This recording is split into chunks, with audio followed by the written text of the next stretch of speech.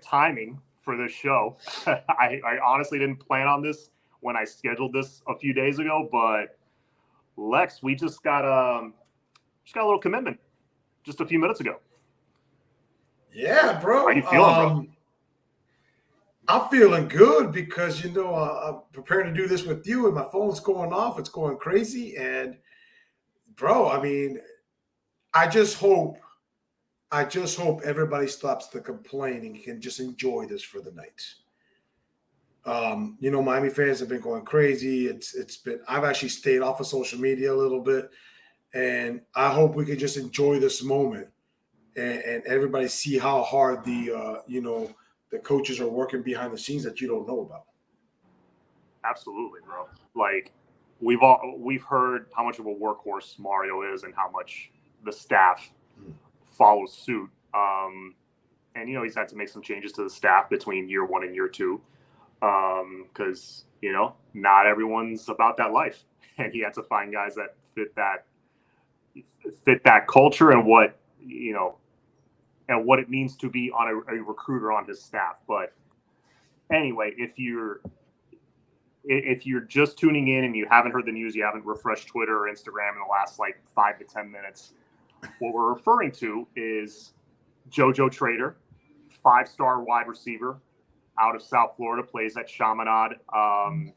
He's Jeremiah Smith's teammate. I don't know where JoJo, I think he's a top 5 receiver, top 6 receiver in the nation, something like that. Yes. Dude's an absolute stud. And Miami's been after him for a long time. And, he's been a Miami lean for a bit. And finally, I know nothing's official until he puts pen to paper, but for right now, he's committed to Miami. And this certainly feels good. To me, the last 2 commits have been whales, have been those impact, potentially program-changing type of guys with Marquise Lightfoot and now Josiah Trader. Hero 1980, yes, we did get Trader. Yes, we did. We did. What's up, gentlemen? Mitch, we just got commit. Yep. But yeah, man, I was just gonna, come on here and talk general, your thoughts on, and you've already touched on it, you kind of, and I kind of did too. I was kind of just trying to stay away from social media for a little bit, the negativity, and all these people saying, "Oh, Miami's out of money," which is bafflingly stupid to me. How you would think that, but they're building $100 million facility, but whatever. Yeah, we're out of money. Okay, but hopefully these last 2 4 or 5-star guys that we just landed, like you said, kind of shuts everybody up a little bit, calms everybody down, and now we can move forward and focus on getting more of these guys. Chance is still committed. Not just still committed, he solidified his commitment just a couple of weeks ago. But man, how are you feeling about that wide receiver room now, that combination of Chance and JoJo? I'll be honest, I was kind of happy of the wide receiver room before these commits actually happened. Mm-hmm. I really think between the portal and what we picked up last year, everybody's still down on the receivers. I'm actually kind of high on them. People may say injuries or past history, but I think Tyler Harrell is going to surprise somebody this year. I really think. He's gone through some injuries. We all know that, but we've done pretty well on the portal with people that have had past injuries, just came here, had a fresh start. Look what Phillips did. Look what all these players did. With just a fresh new start, great school. I'm pretty happy. But now you add this, I don't want to get my hopes up, but how do we know Jeremiah Smith is not out of the question yet? How do we know? That's a great question. I mean, we have to say the same thing about JoJo because you said it. You haven't put pen to paper. But if we can blow it up, right, and we can show the advancement of our offense and we win some games, how do you know Jeremiah Smith, the parents don't talk to him, hey, why don't you stay home? You're going to get paid by NIL. We're not worried about that. Mm-hmm. I mean, it just seems like all the stars are lining up as long as we do our job on the field. Yeah. No, and speaking of Jeremiah Smith, there's the whole, the thing about the Northwestern job, and I haven't kept up the last couple of days, but I know Brian Hartline's name has been thrown out there. As of now, I don't think they've hired anybody that I know of. But Imagine that hypothetical situation that Brian Hartline leaves Ohio State all of a sudden. Then, like you said, look, the stars are really starting to align for that to happen because Jeremiah Smith, I mean, that's a future, like those first rounders, like, you know how Ohio State's just gotten first rounder after first rounder? He would just be another one. He might be the most talented one of all those guys. Well, you know how you say stars want to play with stars. Yeah. If you get Jeremiah Smith, you get JoJo. Let's say we get a couple of these D linemen in the house and committed this month. Yeah. Stars want to play with stars. You're going to have that ripple effect. But, everybody's been complaining and crying. And John, let me be honest. Before I got to know you, Flo, and I got more into this, I was one of those. All I did was complain when we didn't get this. I'm going to admit it, guys. I was one of those. Now I'm to the point that you got to trust the coaching staff. You got to give the coaching staff a chance. We went 5-7, and he hasn't been here for 2 years. So less than 2 years, 5-7. What else do you guys want? What was last year? Number 6, 7, 8 class? 7, yeah. I know it's top 10, correct? Mm-hmm. What else do we want? Give the man his 3 years. If in 3 or 4 years he doesn't do his job, then guess what? I'll jump on the bandwagon with everybody else. But give the man his chance. And it just doesn't happen overnight. Now, can it be done quicker with the transfer portal? Yes. Should be able to get, most times what people say about 4 years, 2.5 to 3, you should start seeing that change because of the transfer portal and NIL. And we're broke, I guess. We got no money. Yeah. No, you're right. I think within a couple of years, you should at least start to see us kind of turning the corner. You should at least start to see some positive changes. But yeah, to see a team really just make that shift, it takes like 3 to 4 recruiting cycles. You're absolutely right. And to get to title contention, sometimes it takes even longer than that. That's why I've been telling people since he got hired, it's going to take. This is a years plural rebuild, like 5 years, 6 year kind of thing, to get back to that dominant place that we once were. But I know, mentioning that last year's class finishing number 7, I remember there was a little negativity towards the end of that recruiting cycle. If you recall, it wasn't that long. It was like 6 months ago. 6-7 months ago, people were kind of complaining, well, we didn't land that top end wide receiver. We hadn't landed the 2 guys from the portal yet at that point. So there was a lot of negativity. Even though we finished with a top 10 class, one of the best in our history, people focused on the lack of the wide receiver. Where I don't know if you were like me, I was not concerned, but how were you feeling at that point before we even got Shamar Kirk and Tyler Harrell? Be honest, how were you? Was doubt setting in at that point about that position specifically? No, honestly, not really, because you guys know me, John. You've seen the show. I tell you every week we're going undefeated. I support players that want to be here. I don't care if you're a 1-star, 2-star, 3-star. If you play for these Canes, I got your back. We ride and die. And I just think that everything that added up last year, it doesn't matter what went wrong, everything went wrong. So, getting the new OC felt good, new DC felt good, getting the upgrades that we've been doing. But I just felt like I thought the wide receiver class, as much as drops or let's say bad routes or whatever happened, I mean, it's hard for them to do their job too when they only had, quarterback has a second to throw the ball. Quarterback snaps the ball, one Mississippi, and then you've got people in your face. You can't expect an accurate pass. You can't expect the exact reads. People were like, oh, he's missing this guy. This guy's downfield wide open. Yeah, he's downfield wide open. But as soon as he snaps the balls, when you have your third string offensive line, somebody's in your face. So it was kind of hard to really go against anybody last year. So I know, man, I had no doubt. I'm confident in Mario turning this around, and he's been doing it step by step, the way Mario wants it, not the way the fans. Guys, I was on the Manny Diaz bandwagon. I'm not gonna lie to you, John. I was on that bandwagon, and Manny Diaz was a person that wanted to satisfy the cameras and everybody watching the cameras. And unfortunately, that's just the way it works. Mario is not here to satisfy you, me, anybody else. He's here to make a name for the University of Miami again. And that's the way I look at it. Mm-hmm. Yeah, and he's doing it the right way, which is not always popular. He's doing the thing. 100%. He's making a lot of hard decisions. He's making, he's making a lot of the tough decisions that now, like 5 years from now, we're going to look back and like, oh, that made sense. We're glad, we had to go through that as fans, but it's paid off. I remember I was definitely a Manny Diaz supporter. It shifted for me the Michigan State game.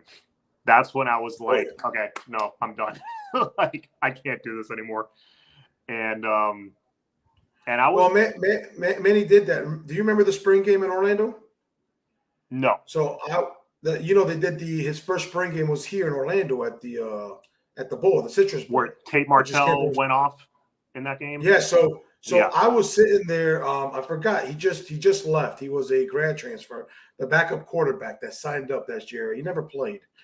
He was sitting with me. I was getting to know him, and I had some VIP tickets where Manny came before they took the field. We did a breakfast, and Manny comes up in there and says, "Hey, Miami doesn't punt on 4th down when we don't need to.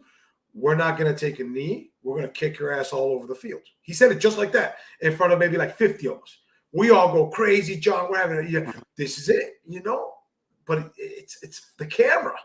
You got to take that to and Mario's the same way, guys. People have criticized Mario for not being the best game day coach, maybe not the best X's and O's.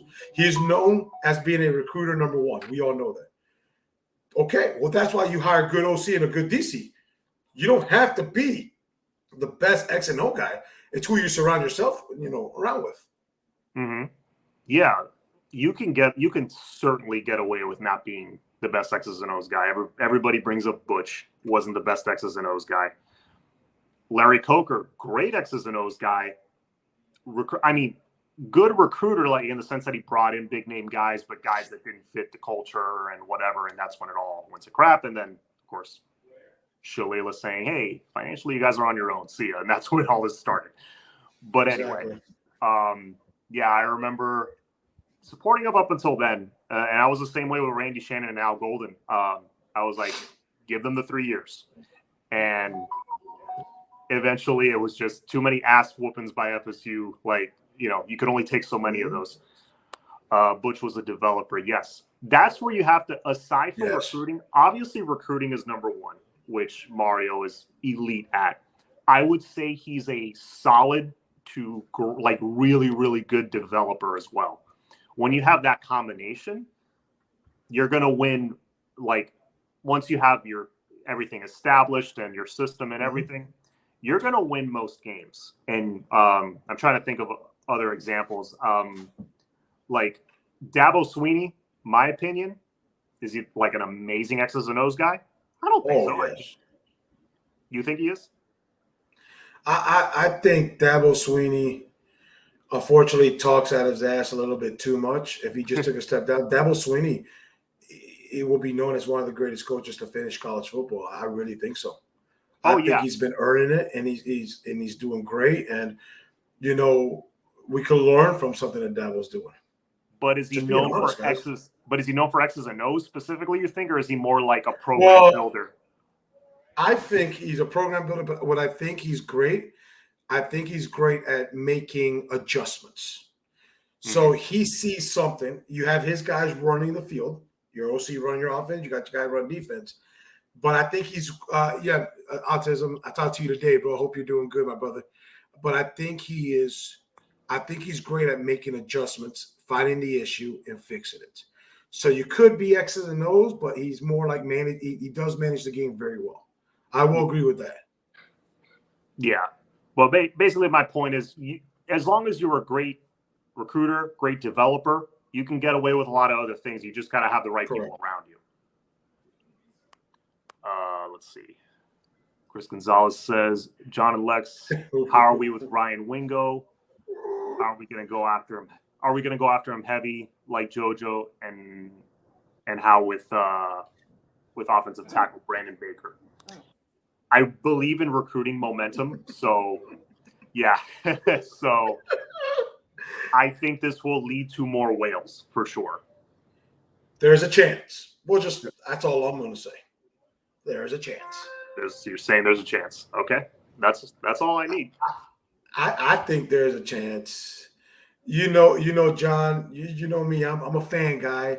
I don't watch the film. I don't study, but I've started to do a couple of Flo's been getting me to watch a little bit of film. And there's we have a 3-star recruit, the old lineman Plaz. How do you say that? Yeah, Derek Plaz, I think. I love the length of his arms, great feet, right size to put on weight, but the right weight. I actually started watching this. Even the general got me watching a little bit. I'm like, you start picking up on things. But I mean, I'll be honest with Wingo. It feels like everything that happened with JoJo. They talked about Wingo plenty of times. We've heard it on social media that Wingo is interested in Miami. Same thing with JoJo. Everything got quiet. Everybody said, leave it alone. Now you hear about JoJo and FSU, JoJo this, and now JoJo's here. Mario is working. Support the guy. Let the man enjoy his Cuban coffee. Let him get some sleep. Mario is working. And I think there's a chance. I think Mario wants to build one of the best wide receiver classes and DT classes because the players are out there in recruiting this year. When it comes to receivers, and I think you've said it plenty of times, I know Flo's talked with you about it, you have 10 and 10 elite of that position. You grab any 4 combination and you're doing just fine, and it's probably the best class we've ever had in 20 years in that position. So, Absolutely. Yeah, and I just look at, before I ask you the next question, I look at the wide receiver room now at, these two guys, the two, like Kirk and Harrell. And I keep kind of forgetting about Harrell because we grabbed him towards the end. But yeah, that's a dude that runs like a ridiculous 40 time and is an insane deep threat. He's one of those guys that'll have like 4 catches, but for like 127 yards. But like, plus the guys that have improved. That's the other thing that people are forgetting. Jacoby improved a lot in the spring. Kobe Young lost all that weight, looks really quick, looking slim. He's going to have a big year, I think. The emergence of Ray, there's just Brandon Smith, all these guys. There's just so many you forget about some. Isaiah Horton, that's another one I always forget about. So that room, all of a sudden, looks pretty deep. We're going to be fresh throughout the entire game. Exactly, and that's where depth comes into play. It's not just, somebody gets hurt, you got to have a good backup. It's not just that. You rotate so that you're not only fresh for the entire game, so that you're fresh still in late November, which, correct. When do we always unravel? In the month of November. Well, let's be honest. And you feel bad for the kids. Someone's going to get it. Hey, my dog. What's up, Ayo? We feel bad for them. We don't know who it's going to happen to. People are going to get injured. You play a physical sport. So the wide receiver room is just starting to get more depth and depth as we speak. And unfortunately, like you said, it's going to happen. We just don't know who it's going to happen to, John. You agree with me on that, don't you? Yeah. You don't know who it's going to be, so you got to be prepared. You got to be prepared. Drosky, yeah, I think 247 had already dropped a star on JoJo previously. I think he's still 5-star on the composite, if I'm not mistaken, but I'll have to check right after I log off. I don't care. The dude, just like Jaden Wayne last year, the dude is every bit of a 5-star player. Just watch 30 seconds of his tape. You're like, oh yeah, ratings people are messing around. But what I was going to ask you, now that we landed JoJo, okay, got a couple of whales now, got a couple of, now we got like 6 or so legit blue chip guys. Who do you want to see Miami land next? Who would you love to man, I would love if they get this dude as the next commit. I would like to see Stewart on the defensive line. Let's just put it out there.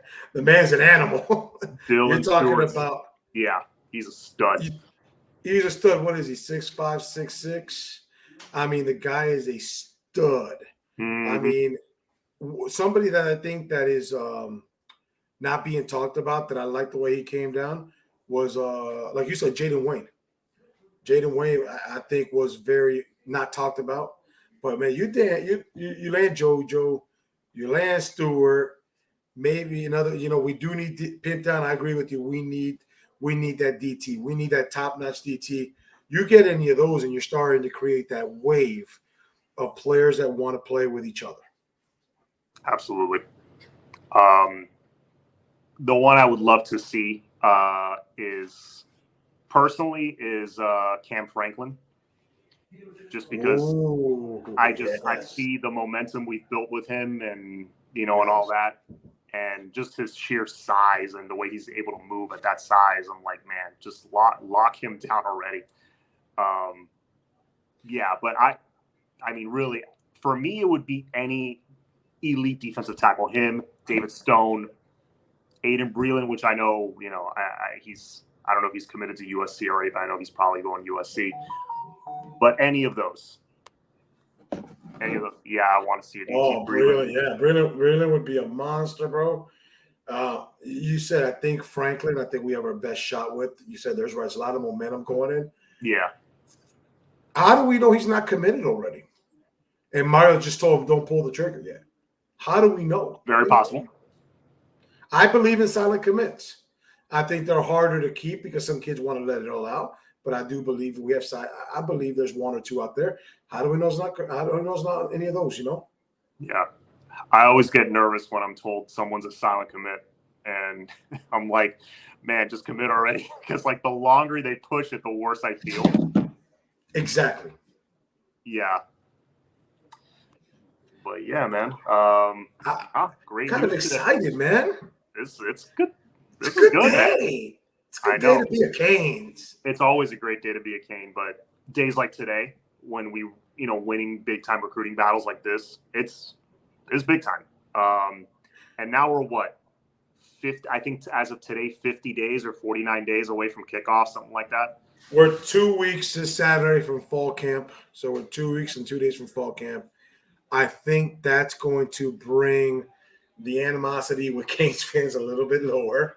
Everybody knows the pads are coming. There's going to be a little hitting going on. I mean, I think that's going to help us. Guys, as Canes fans, man, I know we're some of those most passionate fans you're going to find. The brand is worldwide. But sometimes in this offseason, we like to attack each other too much, man. And you guys can't do that. We got to stay together. Because you know why we need to stay together, John? Do you want me to tell you why? You want to know why Lex says we need to stay together? If we're going 15-0, we're whooping everybody's ass. That's the way it's going to be. Sorry, man, I had to get that off my chest. It's all right. Hey, one of these days, one of these years, you're going to be right. So I'm going to be right because I believe. John, yes or no? You have only 2 teams, so you have 50% chance to win the game. Yes or no? Yes. You start the same game with the same score, 0-0. Yes or no? Yes, sir. So we can win. Now, let me ask you the most difficult question. And I know this is a yes. Do we have enough talent on our team to beat everybody on our schedule? Not Clemson. That's the only one I would say no. Could we beat FSU on the road? We could. Rivalry game. I don't think the gap in talent is that big. They're a little ahead of us, but I think, you never know in a rivalry. They're ahead of us because of their quarterback play. I've said this before anybody else has, and I'll say it again. I agree. I mean, I've heard it with you and Flo, but I've been saying I said this last year. Jordan Travis goes down, you're done. Their offensive line is not all that. Yeah. I mean, we're going to hit them in the mouth. We're going to hit them in the mouth, and we're going to hit them hard. And I don't think they're going to – I actually think that game will be college game day. I think we go into that game – I'm going to say we're going undefeated because I'm not going to stay by my numbers. Some people think 1 loss, the Clemson game. Because I think Clemson's, a week or 2 before? Yeah. They're Clemson's in late October, I think. Yeah, and then we have – that sucks. I would rather have FSU because when you play a team like Clemson, our boys are going to need a day or two just a recovery because people are going to get hit in the mouth. Yep. So, but we can go into Clemson undefeated. You've seen the schedule, John. We can do it. We can go into that game, and that could put us over the edge. Yeah. One thing we could definitely do is the first half of the schedule is much easier than the second half of the schedule. Because the first half of the schedule, you start off, I mean, we really could start 5-0, 6-0. Very possible. Very, very possible. 100%. You start off with Miami of Ohio. Mm-hmm. That should, and I know after Middle Tennessee, no one wants to take any opponent lightly. I'm taking them lightly. I'm sorry. We should be beating them by 20, 30 points. Easy. That team, no disrespect to them, but I'm sorry. They're just not on the same level. They should not be on the same field with us. Hopefully we execute in that way. So you win that game. I think we can beat Texas A&M because 100%. We literally could not. There was a glass barrier on the goal line. We could not get into the end zone, and we still only lost by 8 points. We're better. We're just better than A&M. I'm gonna put it out there. We are better than A&M. We just got to put it together. I think we win that game, honestly. And then you got Bethune-Cookman after that. Win, obviously. And then after that, I think you got Temple. Those are the first 4 games. And then you got Georgia Tech, I think. Georgia Tech, and then I believe North Carolina. North Carolina. That's the game. We're due for a win against them. I mean, we've had so many unfortunate bounces. Obviously, the ass whooping of 2020. Yeah, they kicked our ass that game. Where Manny Diaz literally did not adjust the defense. He just put the same defense out there for the same play, and they just kept ramming it down our throats. 700 yards of rushing. Yeah, and he just broke every record.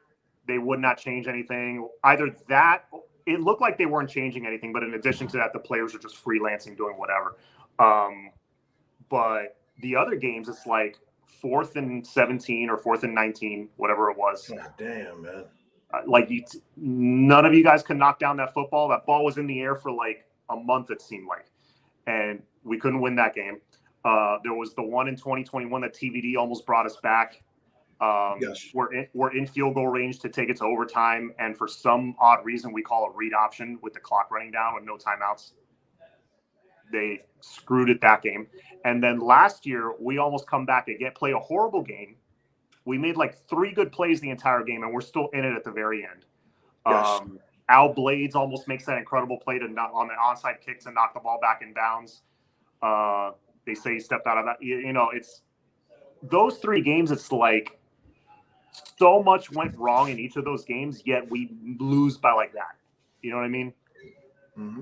And I'm just sick of Matt Brown just strutting over to the middle of the field at the end of these games. And I just want to not just beat them. I really hope we kick North Carolina's ass. I tell you this right now. After North Carolina, we have Clemson, correct? Or is it Virginia Tech in between? I want to say Clemson is after that or 2 games after that something. It's right in the middle of the schedule. I think I know it's UNC. I think it's another game than Clemson. Hmm. We go to Clemson undefeated. You can mark my words now. We're not losing. We're not losing. We're not going to – the players won't allow themselves to lose. There's a different mentality. There's a different type of dog. A few weeks ago, John, on the show, I made – we have something called a hot take that we give one person to do a hot take. It is Clemson, by the way. It is Clemson after that game. Okay. We beat the shit out of UNC. We're not losing to Clemson. But my hot take was the defense will break records this year. Will break records. And my second hot take is James Williams will outplay Cam's Kitchens this year. That's my hot take. Wow. Okay. That is a hot take. We go undefeated into Clemson. Our players, I don't care what the coaches call, will not allow themselves to lose. And it's going to take everything from the players, the coaches, and the fans to show up. If we go undefeated and we do that, we beat Clemson this year. This is the year. I'm telling That's you. That's my opinion. I'm just picturing it in my mind. Look, I'm looking at the schedule now. I have it on the screen. Those first 5 games absolutely are should win kind of games. Fixing all your kinks, staying healthy, make sure you're calling the right plays. Who needs to fix what? Correct. It's just, pardon my French, but not walking into that game with your head up your ass. That's like we did against Middle Tennessee. Avoid that and just take care of business. Yeah, you start 5-0 going into North Carolina for sure.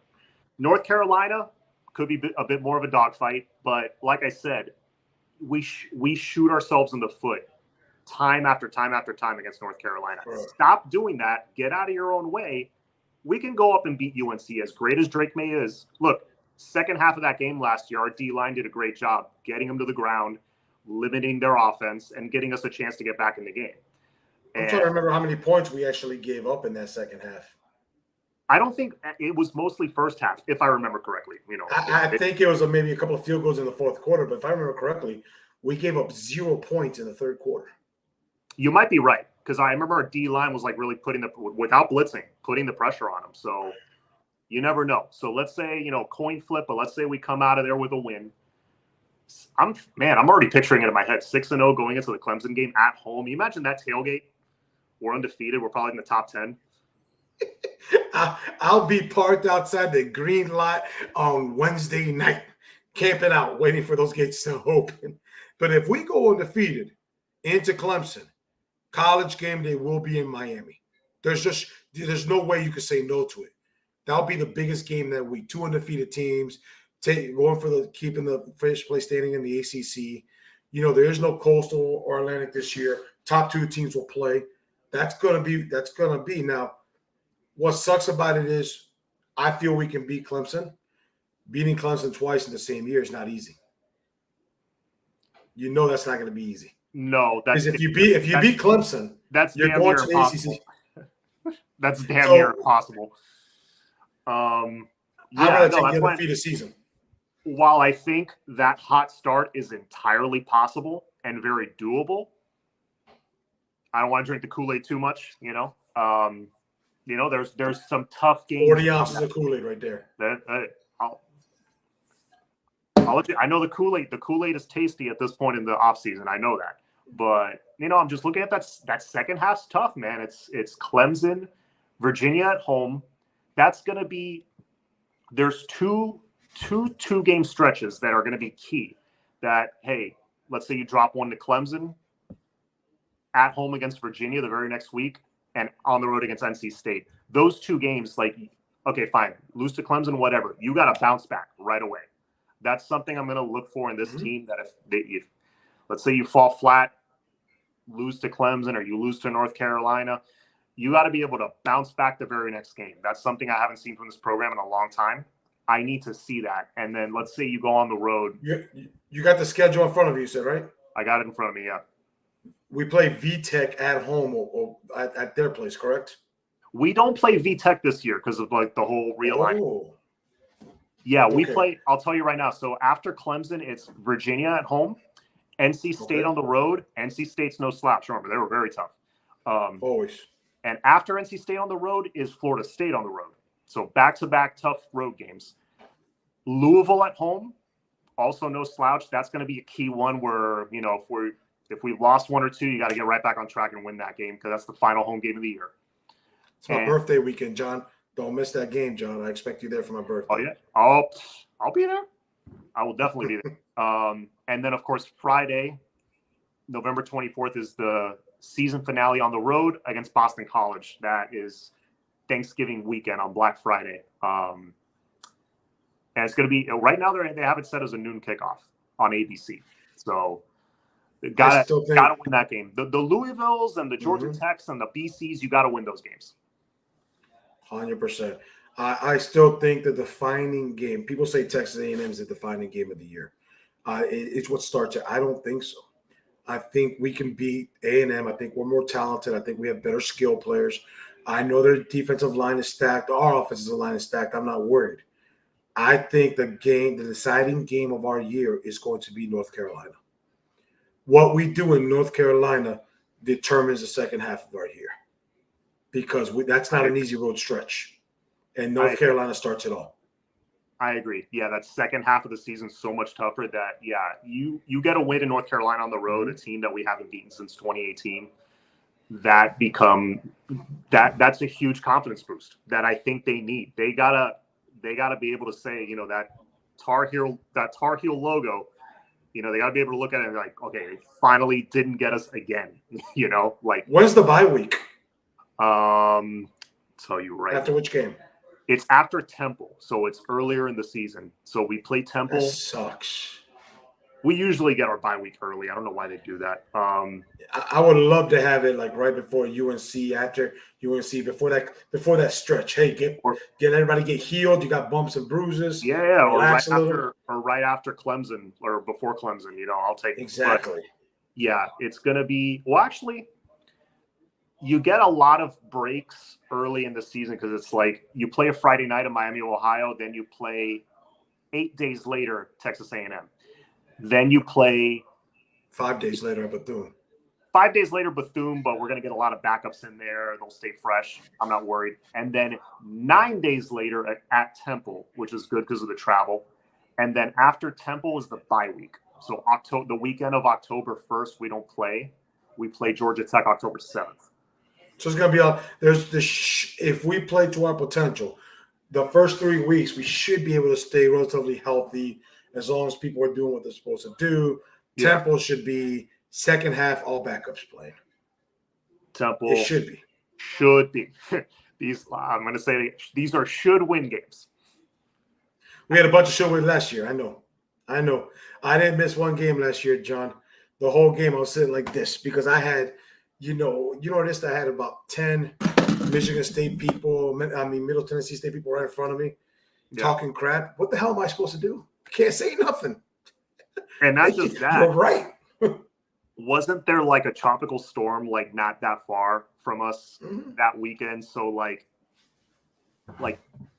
how many? It looked like there were 17 people in the stands. Like it was just a bad situation. The power.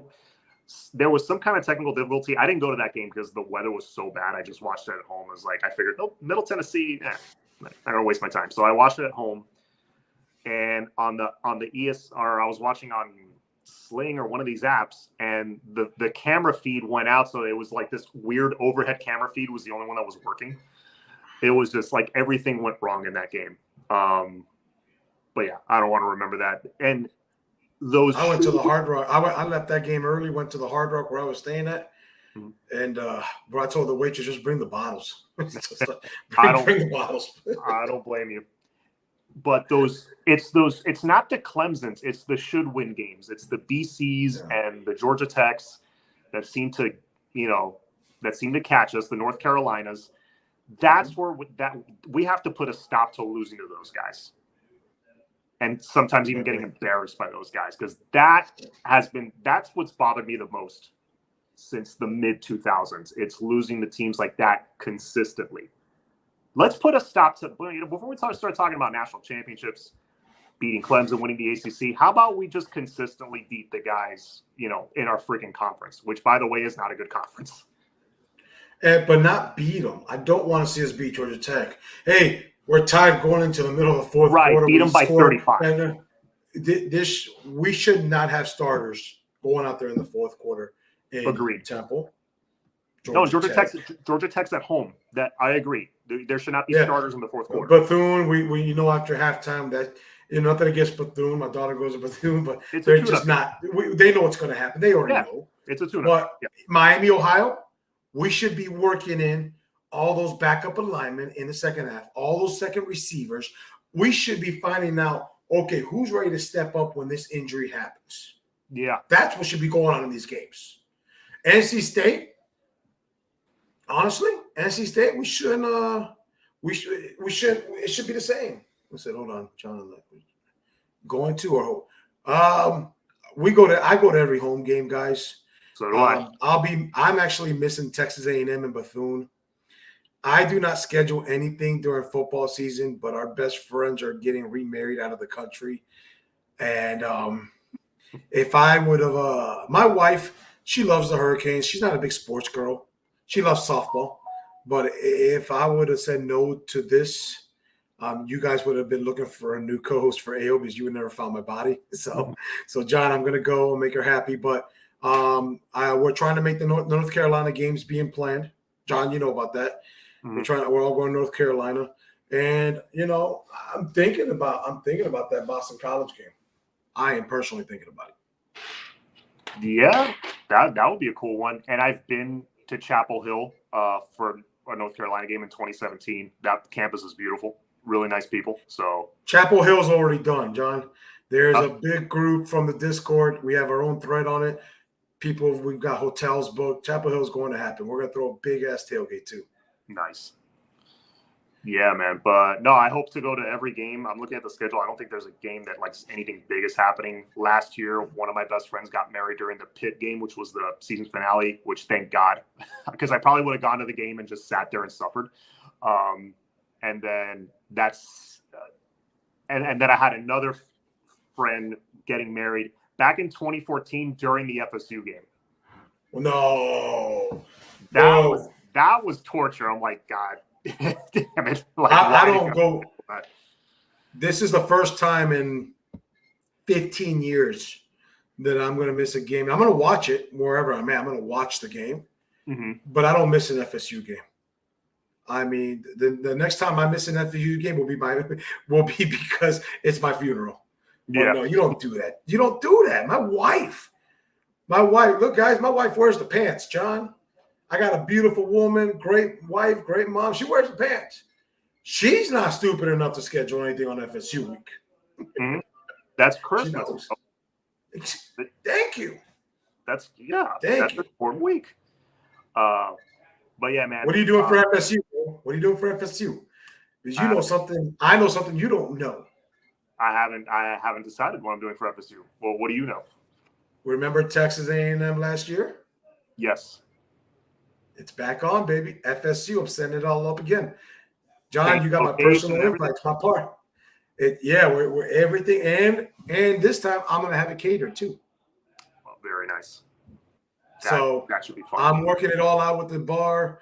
TVs are gonna be fully operational. They don't know what happened that night, but the DJ is being worked on. I'm gonna have everything's gonna be catered all out. FSU week, baby. Let's see what Chris is saying. John Lex, I'm from Massachusetts. I live in New Bedford, which is south of Boston, an hour away. There are a lot of Miami Hurricane fans in the Boston area. Yeah, no, I remember the time that Denzel Perriman had the pick six and Duke Johnson had that huge game. I think it was like 2012, 2015. I remember that game, watching it on TV. Half the crowd was Hurricane fans because there's a lot of alumni up in the Northeast. So New York, all that stuff. Yeah. There's a lot of them up there. So yeah, I'll think about that one. That could be a fun one. Chris, I mean, I don't know, John, I'm not trying to put our show out there. Please excuse me. But Chris, we have our Facebook page, Miami Mayhem, our Instagram page, and Twitter. Please, you can find me at Lex ACF Crew.